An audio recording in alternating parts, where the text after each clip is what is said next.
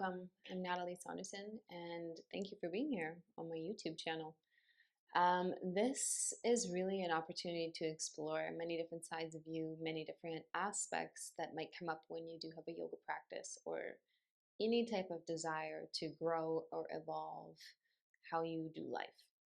And today's topic actually probably goes against a lot of other maybe voices or mentalities out there, but it is something that I've personally learned and experienced that works really well when I have a long term vision that I want to see play out. And I learned this process through a lot of trial and error myself.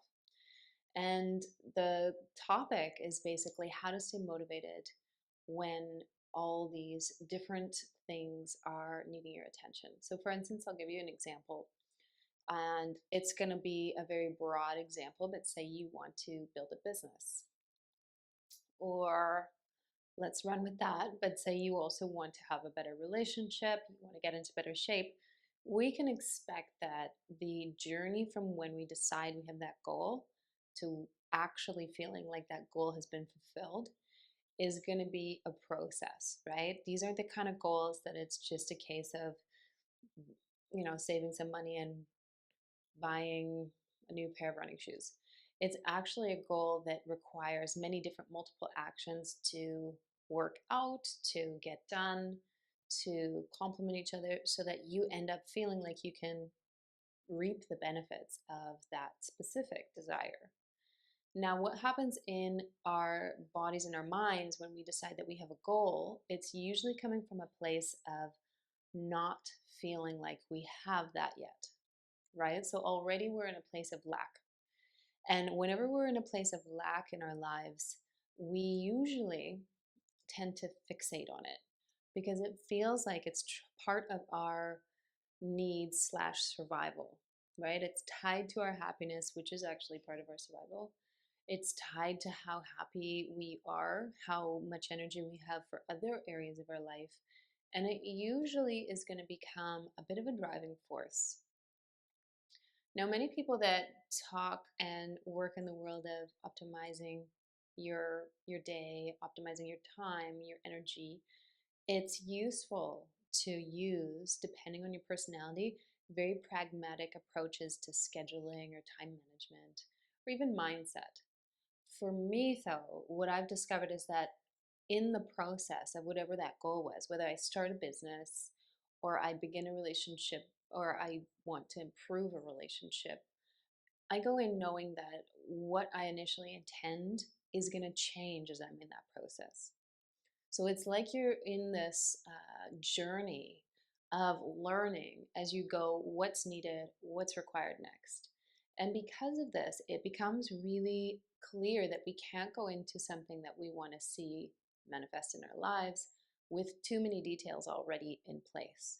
And the reason is not that you can't get specific and clear about what you're really craving, it's that you don't always know, literally, you don't always know what's going to come, right? You don't know what's going to play out in 5 days, 5 months, 5 years. And because of that, staying motivated on this journey actually requires what I feel the opposite of what is often being taught, and that is permission to pause.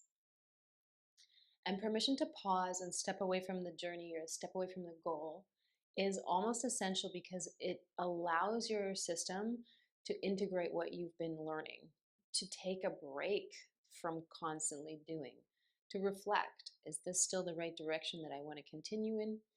And when we don't do that, we can often feel like we're pulled or attached to the actual outcome so much that we can end up taking actions in a direction that we don't ultimately enjoy, that doesn't serve us, if we don't take those breaks. Now, the first thing that I'm going to say is that it's very different from taking a break and listening to when you're feeling, a bit tired, a bit uninspired. That's a good sign that you need a break. It's not the same as completely falling off the goal and letting the whole vision die because you're discouraged 2 days in a row. It's different.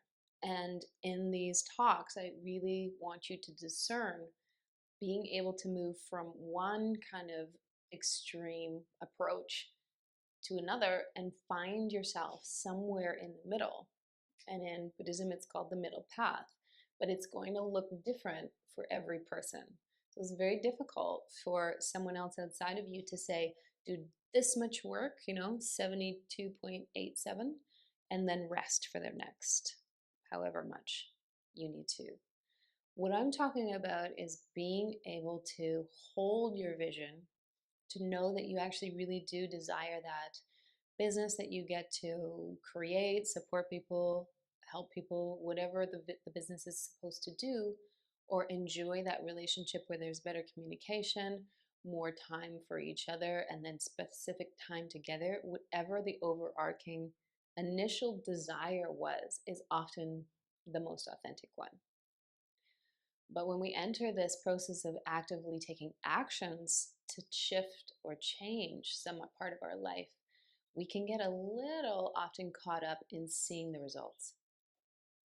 And I know most people are like this because we live in a world where we're sold results. We're sold how to change, better yourself, improve, all of this.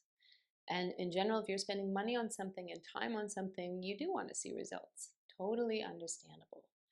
But the difference is you want to approach whatever it is that you desire in your life and have that type of energy, the enthusiasm, and the motivation come to you naturally and really feel that without having to force yourself. And when you begin to force yourself, the opposite type of energy that usually comes up in your system is resistance. So if you don't understand that, try it. Try to have a day where you've exercised 3 days in a row and you want to rest and you say, no, this is my goal. I'm going to get up and do it. Maybe for a while that might serve you. Maybe that'll work for you.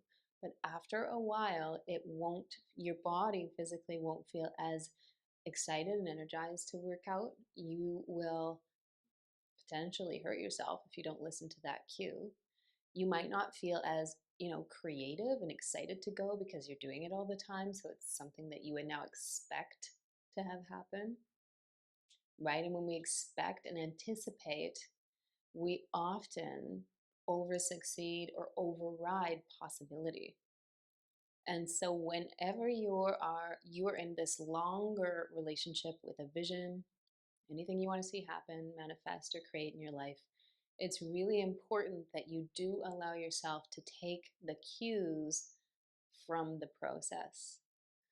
Just a little video to remind everyone that wherever you are in your version of shifting, changing, building, or creating, it's actually very normal, like we see the seasons in the outer world, to go through waves of really feeling inspired and in alignment, to questioning, to pausing, to needing to back off, to entering the process again, and allowing that to be a conversation versus just a goal that you're hell-bent on seeing succeed.